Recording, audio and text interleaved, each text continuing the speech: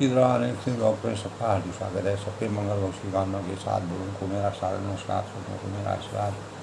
मैं ठीक हूँ, आशा करता हूँ कि आप ठीक होंगे। रामचरितमानस के कल के प्रसंग में दोस्तों हनुमान और विभीषण जो भगवान राम जी ने जिनको लंका का शासन जब रावण का वध हो गया तो विभीषण को जब उन्होंने लंका का अधिपति बनाया तो इसीलिए कहते हैं कि जा पर कृपा राम की हुई, भगवान रामचंद्र जी की कृपा जिस पर होती है उसका जीवन धन्य हो जाता है। तो विभीषण के अंतःकरण में परमात्मा के प्रति जो आस्था के भावों का संचार था, राक्षसी माया में अवतीत होने के पश्चात भी, और रावण जैसे भाई और अनेकों राक्षसों के स्वरूप में रहने पर भी विभीषण भगवान राम जी के भक्त बने। इसलिए कहते हैं संत न छोड़े संतई कोटि मिले असंत, मलय भुजंगिया बेधिया शीतलता न तजन। तो संत लोग जो होते हैं वो अपने सज्जनता को, वास्तविकता को, ज्ञान को अज्ञान रूपी अंधकार से हमेशा बचाने का प्रयास करते हैं और ज्ञान रूपी प्रकाश की तरफ बढ़ते हैं।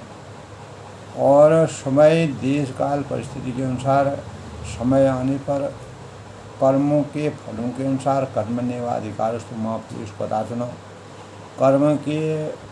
कर्मों के फलों के अनुसार मानव को अपने अधिकार मिलते हैं, अपना क्षेत्र मिलता है। हनुमान जी और विभीषण जी में जब प्रेम की पराकाष्ठा पूर्ण होती है तो दोनों किस प्रकार से एक दूसरे से मिलते हैं, जैसे आत्मा परमात्मा से मिलती है, और दोनों का शरीर पुलकायमान हो जाता है। हर्ष के मारे कोई परिचय न होने पर भी, पूर्व परिचय न होने पर भी जब विभीषण जी को पता चलता है कि राम के दूत हैं तो अपने जीवन को धन्य मानते हैं कि परमात्मा का ही मुझे साक्षात दर्शन हो गए हैं। तो अपनी भक्ति को जब जिस प्रकार 32 दांतों के बीच में जीभ रहती है, उसी प्रकार विभीषण जो है वह लंका के रावण के शासन में लंका में रहते थे एकांत स्तर पर। और जब विभीषण से भगवान रामचंद्र जी के भावों की समीक्षा करते हैं, रामचंद्र के गुणों का चिंतन मनन जब हनुमान जी करते हैं, तब विभीषण के अंतःकरण में भगवान के प्रति आस्था के भावों का संचार होता है। अर्थ, धर्म, काम, मोक्ष की प्राप्ति होती है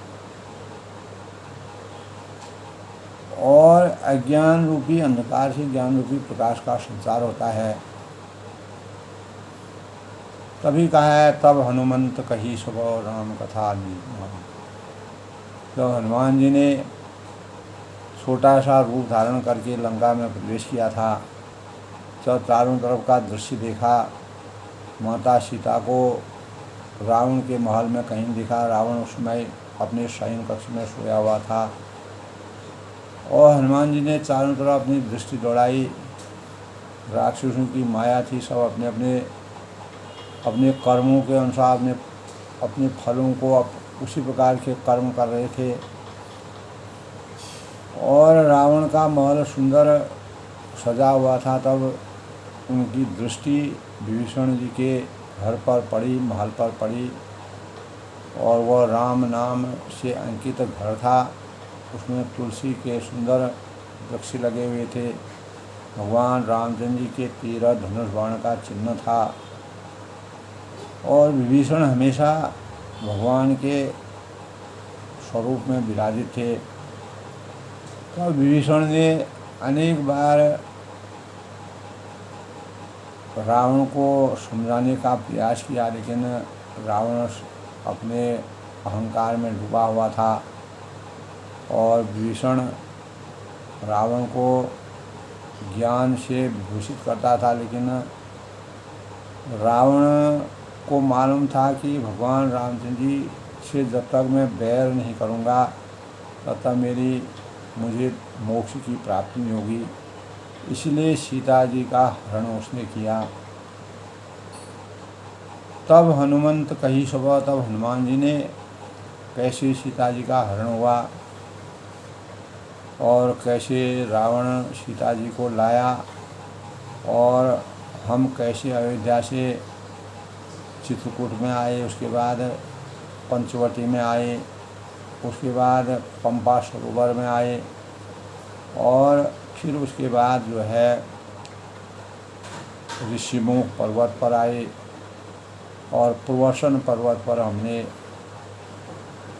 लंका में आने का सुग्रीव से मित्रता करने के बाद, यानी हमारे वानर राज सुग्रीव, उन्हीं की प्रेरणा के परिणाम स्वरूप मैं दूत बन करके भगवान राम जी की कृपा प्राप्त करके लंका में सीता जी की खोज के लिए पधारा हुआ हूँ। रामचंद्र जी की इस प्रकार की कथा, जिस प्रकार से भगवान राम जी को वनवास हुआ, उसका पूरा संवार करते हुए हनुमान जी ने अपने मनोदशा का वर्णन किया। सुनत जुगल तन पुलक बनो मगन सुने ग्राम। तब शरीर पुलकायमान हो जाता है और श्री रामचंद्र जी के गुण समूह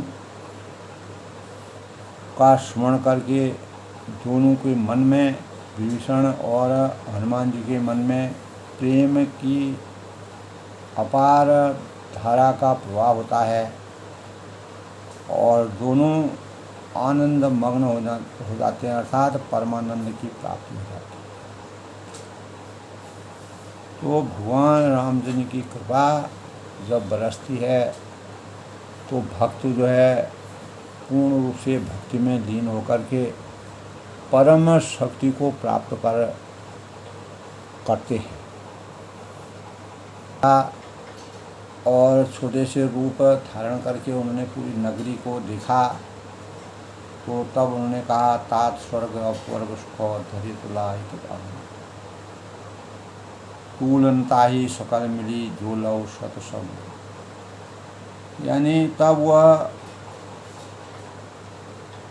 लंकनी नाम की राक्षसी भी हनुमान जी से कहती है कि हे तात, अगर स्वर्ग और मोक्ष के सब सुखों को अगर हम तराजू में तोड़ लें,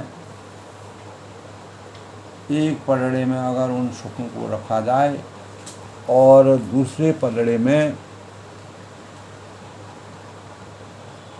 भगवान अर्थ धर्म काम मोक्ष को एक तरफ रखें जिसमें सभी प्रकार के सुखों की प्राप्ति है, दूसरी तरफ भगवान राम जी के स्वरूप को रखें, तो भगवान रामचंद्र जी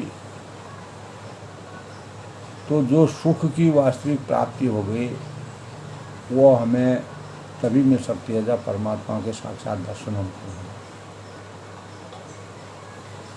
क्षण मात्र के लिए अगर हमको भगवान के द्वारा उनके सत्संग का अगर हम अपने जीवन में को चरितार्थ करें, हमको धर्म अर्थ काम मोक्ष से भी ज़्यादा प्राप्ति होती है। विभीषणनगर की जय सब राजा हृदय राग कौशलपुर राजा गरल सुधार करें मिटाई गोपत सिंह वाला। तो कल के प्रसंग में था दोस्तों कि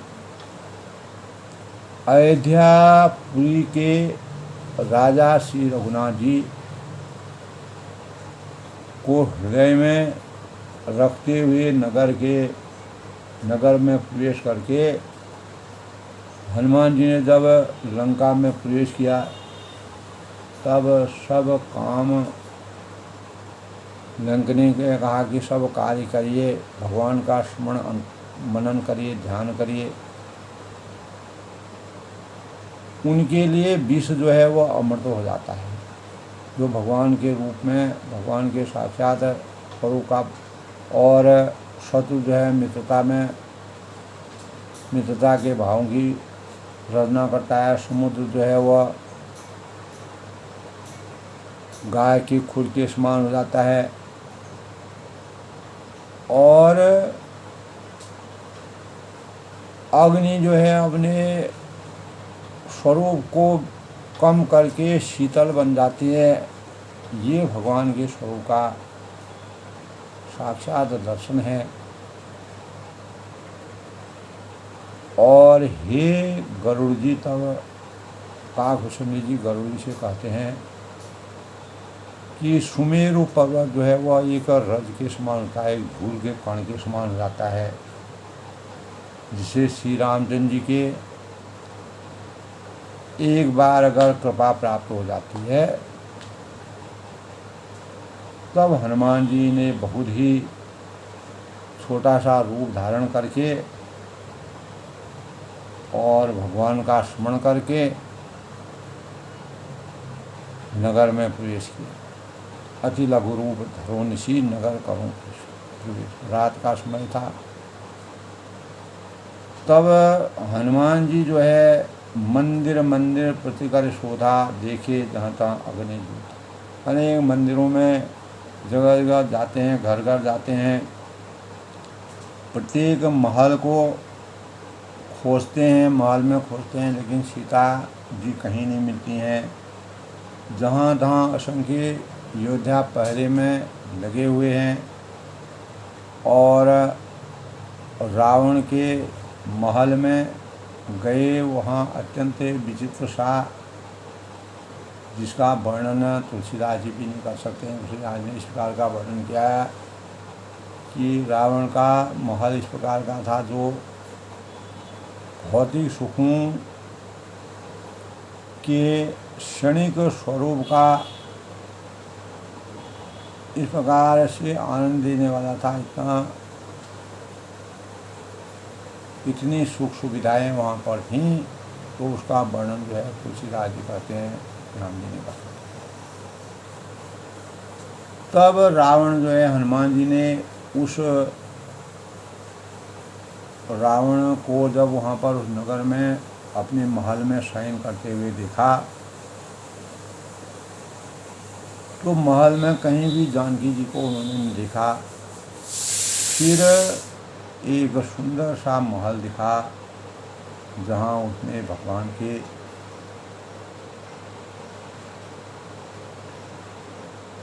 नाम से अंकित एक घर देखा, मंदिर, हरि मंदिर तहाँ भिन्न बनावा। जो घर जो है वह भगवान के नाम से अंकित था, रामाविद अंकित गौ शोभा बरन न जाए। और वह घर ऐसा बना हुआ था जो इसकी शोभा का वर्णन करना, भगवान की आस्था भावों का, भगवान के प्रति जो साक्षात भावों का वर्णन जो है तुलसीदास ने इस प्रकार का वर्णन किया है। और वहाँ पर अनेक प्रकार के शुभता के भावों का संसार था।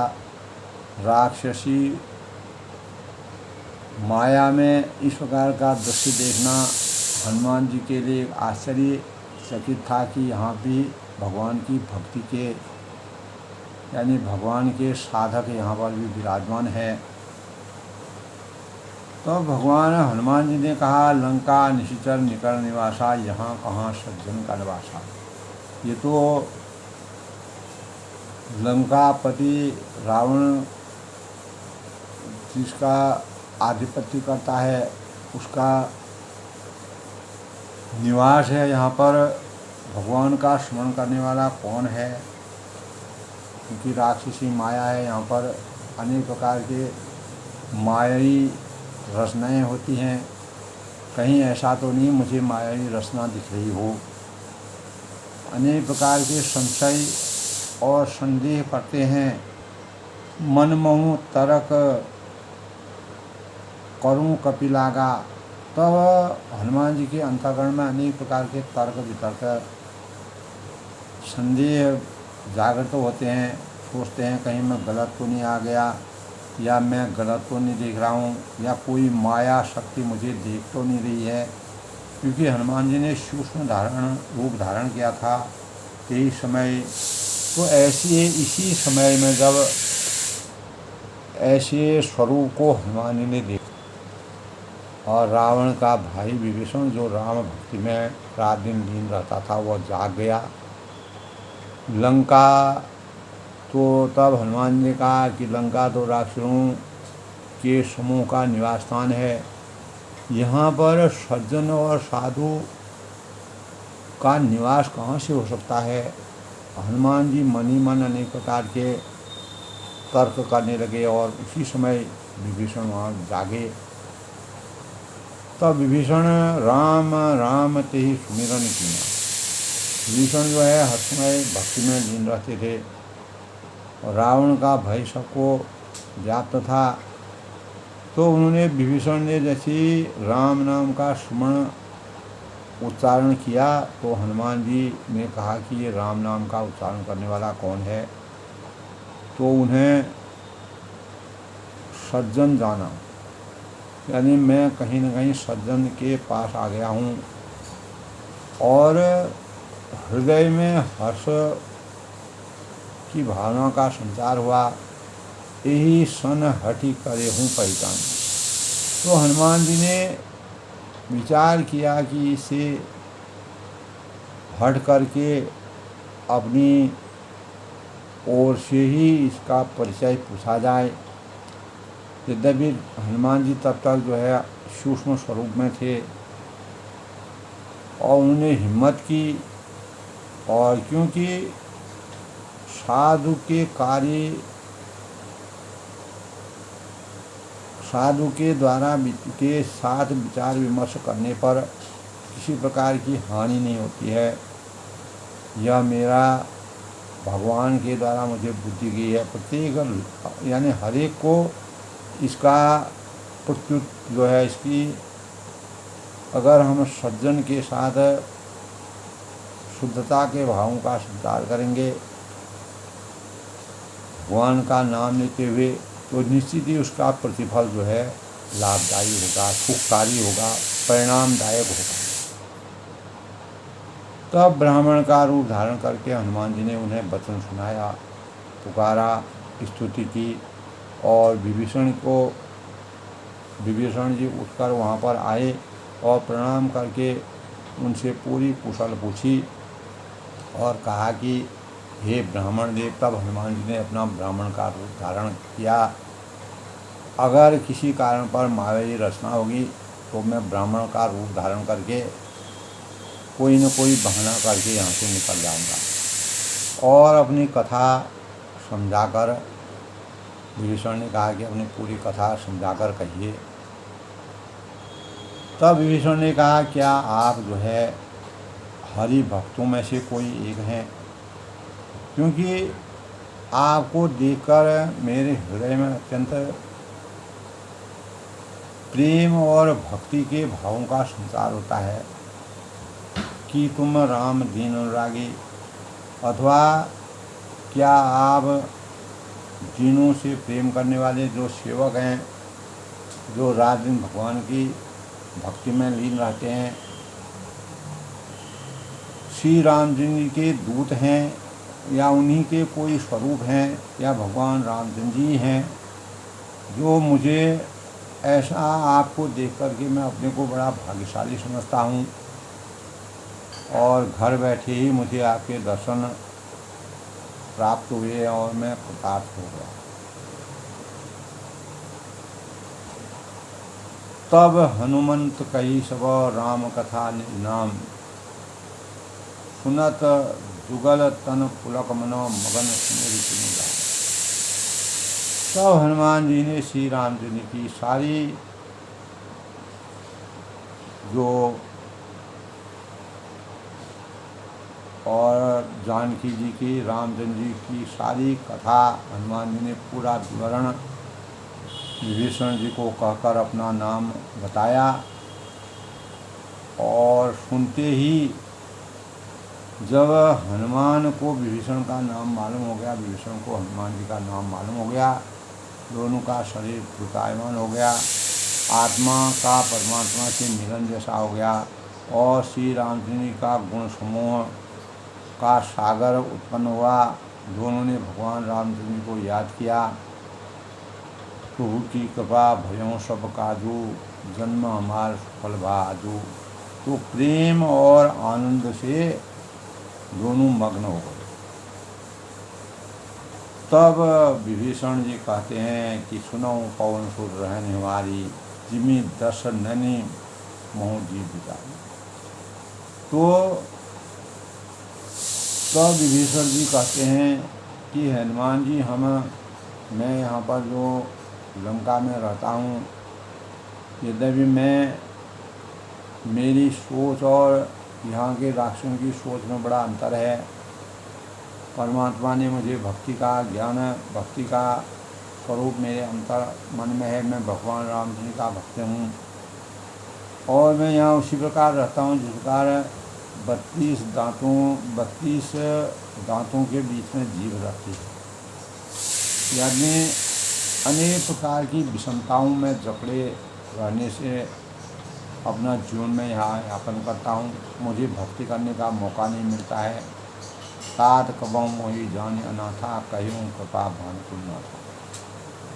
और ये तात मुझे अनाथ जानकर सूर्यकुल के नाथ जो है भगवान रामचंद्र जी जो हैं, रघुनाथ जी जो हैं, क्या कभी मुझ पर इस प्रकार की कृपा करेंगे, मुझे स्वतंत्र जीवन यापन करने की, राम यानी भगवान की भक्ति में कभी मैं पूर्ण रूप से स्वतंत्र रूप से भगवान की भक्ति करने में समर्थवान हूँगा। तामस तनु कसु साधन नाही, प्रीत ने पद सरोज मन माही। और हमारा जो स्वभाव है, मेरा जो तामसी स्वभाव है, बचपन से ही राक्षसी माया में अवतीर्ण हुए हैं। शरीर होने पर भी हम साधन तो कुछ भी बनता नहीं है, और मन में भगवान श्री रामचंद्र जी के चरण कमल में प्रेम के भावों का संचार हर समय होता है। परंतु हे हनुमान, अब मुझे विश्वास है, ऐसा मेरा मन कहता है, हो गया है कि श्री राम जी का मुझ पर अवश्य कृपा होगी, ऐसा मेरा विश्वास कहता है। क्योंकि श्री हरि की कृपा के बिना आप जैसे संत नहीं मिल पाते। तो आपके दर्शन होना भगवान की कृपा का कृपा पात्र में आज से हो गया। अब मुझे किसी प्रकार की चिंता नहीं है, भगवान का आशीर्वाद मुझे प्राप्त है। जो रघुवीर अनुग्रह कीना, अगर जब श्री रघुनाथ जी की कृपा होगी, उनकी दया दृष्टि मेरे पर बरसेगी, तो तुम मोही दरस हटि दीना। तो तभी तो आपने मुझे अपने साक्षात दर्शन को करने का, आपके साक्षात दर्शन मुझे हो गए हैं। तब हनुमान जी ने कहा कि सुनो विभीषण प्रभु के रीति। ये विभीषण सुनो। हनुमान जी ने कहा कि विभीषण जी सुनिए, प्रभु की यही रीति है, यही मर्यादा है, यही उनके भाव हैं, यही उनकी सोच है कि सेवक का सारा ही वह सेवक पर जो उनका सही मन वचन और कर्म से जो उनकी सेवा में रत रहता है, दीन रहता है, भक्ति में दीन रहता है, भगवान उसी से प्रेम किया करते हैं। कहूँ कवन में परम कुलीना, कभी चंचल सभी विधिहीन।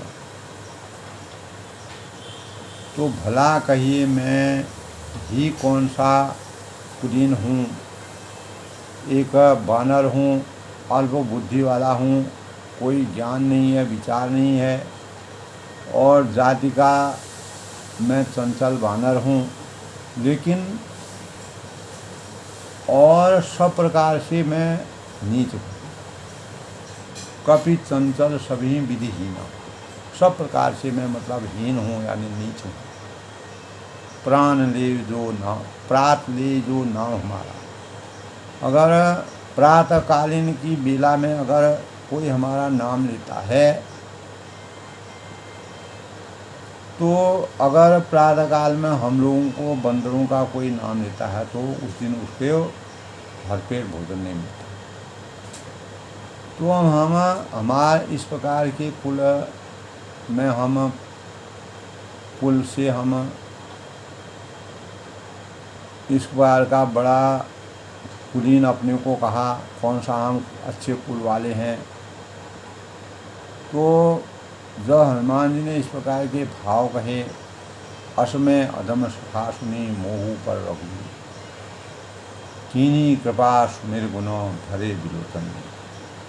तो हनुमान जी ने जब अपने अंतर्मन की बात कही, किसी प्रकार के बाहरी दिखावे को छोड़ करके वास्तविकता के भावों का जब हनुमान जी ने संचार किया, भगवान की कृपा अगर ऐसे व्यक्तियों पर भी, इस प्रकार के कुलहीन लोगों पर यानी सबसे अंतिम श्रेणी पर बैठे हुए व्यक्ति पर, प्राणी पर भगवान की दया बरसती है, तो उसको किस प्रकार की यानी 7 समुद्र पार करके वो लंका में तब प्रवेश कर जाता है, जो केवल परमात्मा ही कर सकते हैं। तब वह कहते हैं कि असमय अधम सखा सुनो, कि हे सखा सुनिए, मैं ऐसा अधम हूँ कि पर श्री रामचंद्र जी ने मुझ पर जो कृपा की है, जो दया की है, जो शक्ति अष्ट सिद्धि नौ नित्य दाता के रूप में भगवान ने जो मेरे को मेरा जीवन उत्तम किया है, धर्म अर्थ काम मोक्ष की प्राप्ति से सभी प्रकार के सुखों की शक्तियों का मेरे को प्रदान की हैं। तो भगवान के गुणों का स्मरण करके हनुमान जी ने दोनों नेत्रों से प्रेमाश्रु का जल भराया, यानी वह रोने लगे और वास्तविक भक्ति के भावों का संचार होने लगा। तब विभीषण जी हनुमान जी के इस प्रकार की बातों को सुन करके अपार सुख की अनुभूति करते हैं। तब विभीषण जी कहते हैं, जानत हूँ अस स्वामी विसारी, फिरहि ते काय न होई दुखारी। यही विधि कहत राम गुण रामा, पावा अनिर्वाच्य विश्रामा। जो जानते हुए भी ऐसे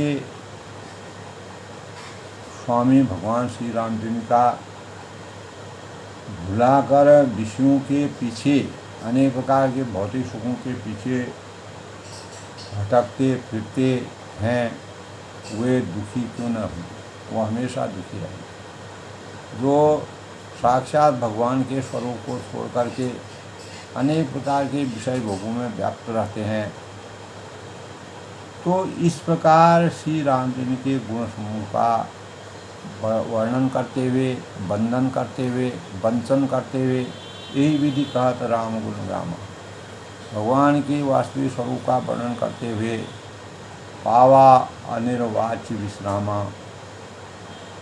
उन्होंने अनिर्वचनीय परम शांति की प्राप्ति की और वास्तविक ज्ञान का संचार उनके अंतःकरण में विराजमान हुआ और भगवान की कृपा दृष्टि को विभीषण और हनुमान जी का इसीलिए मिलन होता है, संवाद होता है, तर्क वितर्क होते हैं, भगवान के वास्तविक स्वरूप का वर्णन करता है। विभीषण जी कहते हैं कि मैं इस लंका नगरी में जिस प्रकार 32 दांतों के बीच में जीव रहती है, अगर थोड़ा भी हम जीव को दाएं बाएं करते हैं या गलत लगाते हैं तो दांत उसको काट देते हैं।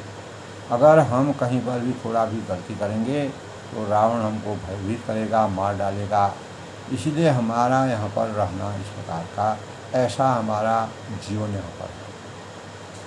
पुनि सब कथा विभीषण कही। तब विभीषण ने संपूर्ण कथा विभीषण ने जानकी जी के जिस प्रकार वहाँ पर जानकी जी रहती हैं, लंका में रहती हैं, वह सब कथा कही। लेकिन विभीषण जी की कोई नहीं मानता है। रावण किसी की बात नहीं मानता था, अज्ञान रूपी अंधकार से व्यापित था, अहंकार उसके अंतःकरण में था। तो विभीषण ने पूरी सब कथा विभीषण कही। विभीषण ने सब पूरा वृत्तांत हनुमान जी को सुनाया, कैसे सीता जी यहाँ पर रहती हैं, और वह सब कथा जो विस्तार से जो रावण किस प्रकार से भयभीत करता है, कैसे क्या करता है, उसको सब सुनाया। तब हनुमान जी ने कहा, तब हनुमान को कहा, सुन भ्राता।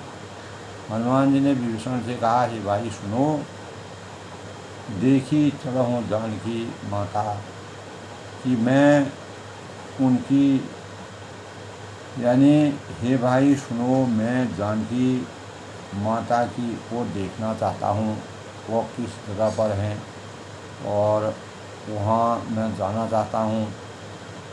मुझे पूरा माँ का दर्शन करना है। और जुगत विभीषण सकल सुनाई। तब विभीषण ने,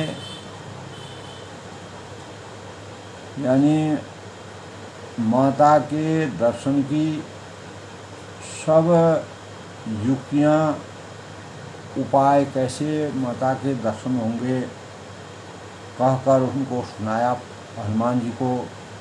करि सोई रूप गयों पुनि कहवा, बन अशोक सीता रहते। तब हनुमान जी ने जो है, जब विभीषण के मुँह से माता सीता के स्वरूप का पूरा वृत्तांत कहा, फिर वही पहले का जैसा छोटा सा रूप धारण करके, वह मशक के समान उन्होंने अपना रूप बनाया। रूप धारण करके वहाँ गए जहाँ सीता जी विराजमान थी। अशोक वाटिका में वन के जिस भाग में सीता जी रहती थी, वहाँ पर हनुमान जी विराजमान हुए। देख मन ही मन कीन प्रणामा, और मन ही मन हनुमान जी ने सीता जी को प्रणाम किया। बैठे हूँ बीच जात निशिदामा, और उन्हें बैठे बैठे रात्रि के 4 पहर बीत गए। शरीर बड़ा ही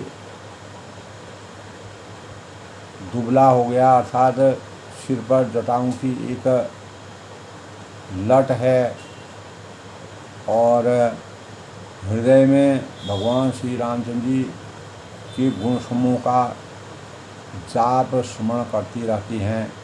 हनुमान जी ने जब पूरा ऐसा पूरी रात जो है माता के दर्शन किए, तब निज पद नयन दिए मनो राम पद कमल दी, परम दुखी भा पवन सुतो देख जानकी जी।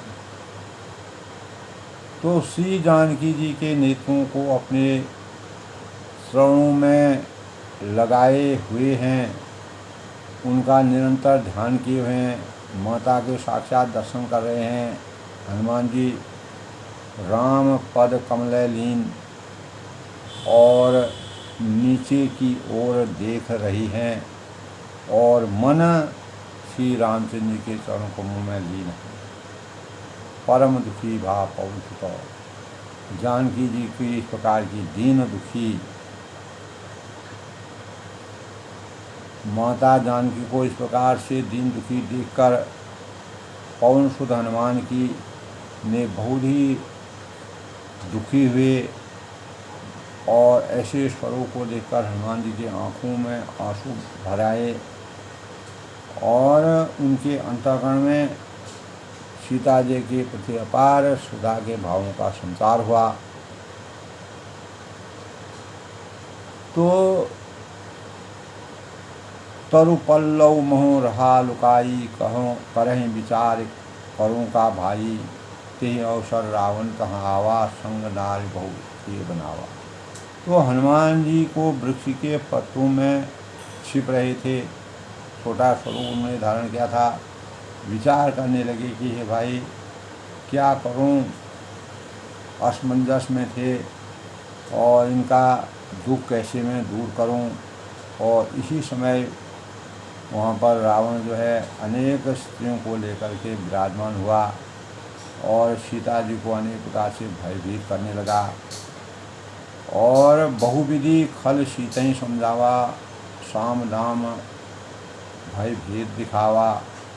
तब उस दुष्ट ने सीता जी को बहुत प्रकार से समझाया बुझाया, अपने वश में करने की सोची, साम दाम दंड भेद दिखलाने का प्रयास किया। और रावण ने कहा कि हे सुमुखी, हे सयानी सुनो, मंदोदरी आदि सब रानियों को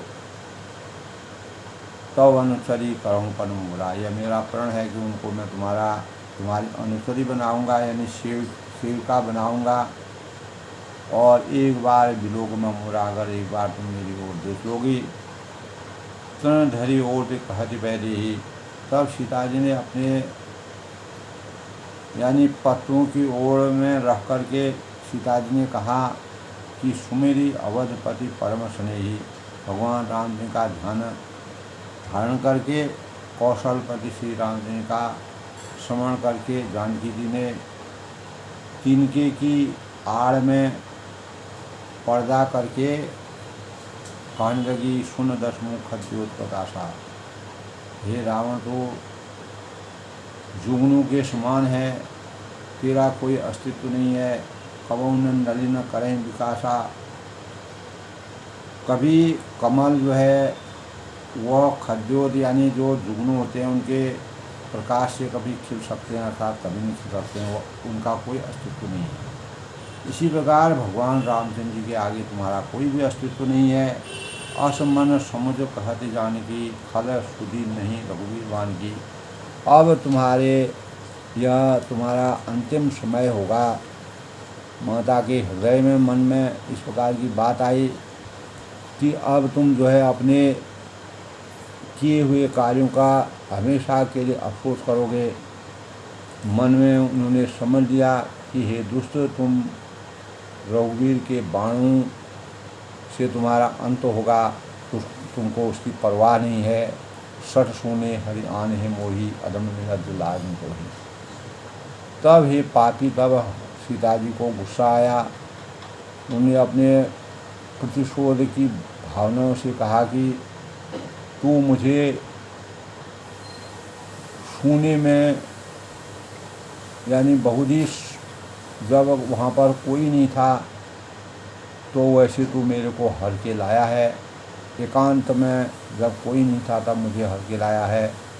तो हे अधम निलज्ज, तुम्हें लज्जा नहीं आती है।